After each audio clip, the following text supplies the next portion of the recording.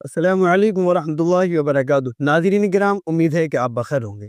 ناظرین کرام، گزشتہ دنوں ہم نے ایک ویڈیو میں پیغام دیا تھا کہ ہم بستری کے وقت اولاد کے دیکھنے کے تعلق سے، اسی سے متعلق ہمارے ایک ساتھی نے سوال کیا کہ عام طور پر ایسا ہوتا ہے کہ ہم صحبت کے وقت، ہم بستری کے وقت بیوی سے باتیں کرتے ہیں، تو ہمارا یہ باتیں کرنا صحیح ہے یا نہیں؟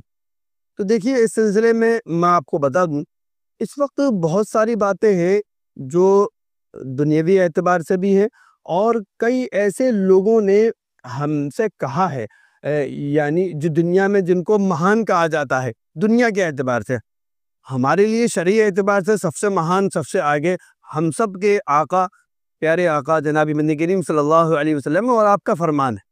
لیکن دنیا کے جو دیگر مذاہب کے لوگ ہیں، وہ بھی جو تجربات ہوتے ہیں اس کی روشنی میں بات کرتے ہیں۔ بعض لوگ ان کی باتیں مانتے ہیں۔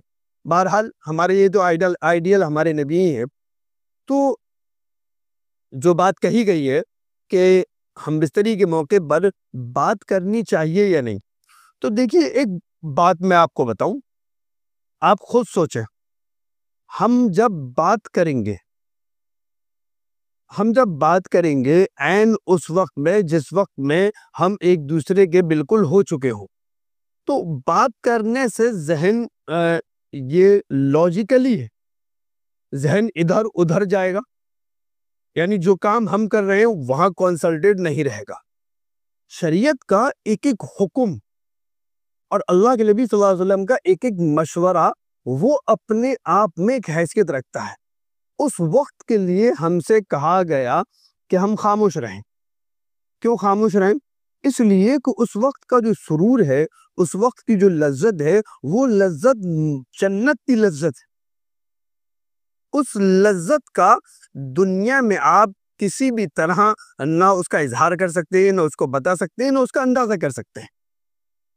اللہ نے وہ جنت کی ایک لذت ہے جو میاں بیوی کو دے رکھی ہے، اور اس وقت میں وہ اس لذت کو محسوس کرتے ہیں۔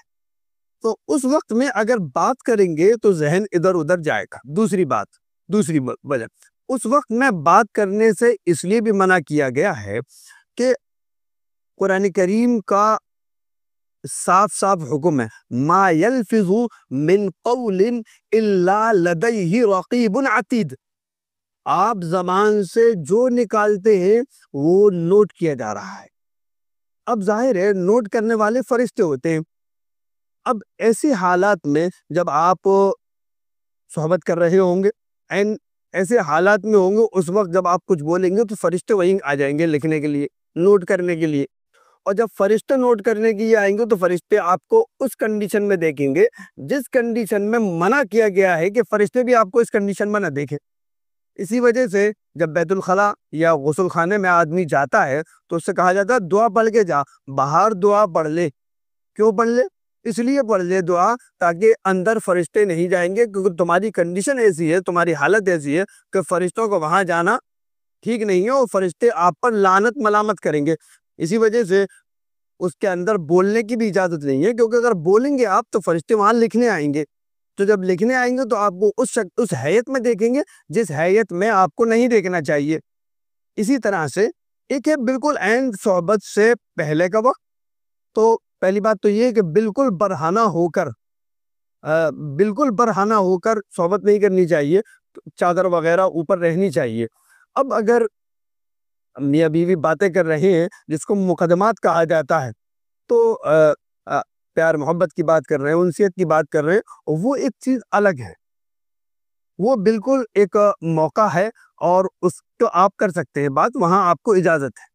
لیکن جس وقت آپ بالکل برہنہ ہو جائیں، تو بالکل برہنہ ہونے کے بعد بہتر یہ ہے کہ آپ بالکل نہ بولیں، اور بالکل برہنہ ہونے سے پہلے آپ خوب بولیں، خوب بات کریں۔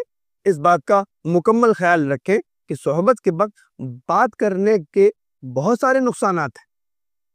طبی اعتبار سے ایک نقصان ماہرین یہ بتاتے ہیں کہ جو آدمی صحبت کے وقت بات کرتا ہے، اگر اس صحبت سے حمل ٹھہر گیا تو امید یہ ہے، اندازہ یہ ہے کہ جو بچہ ہے وہ بچہ گونگا ہوگا۔ تو آپ کی وہاں بات کرنے کا اثر کہاں پڑے گا؟ یہاں پڑے گا، یہ اس کا نقصان ہے۔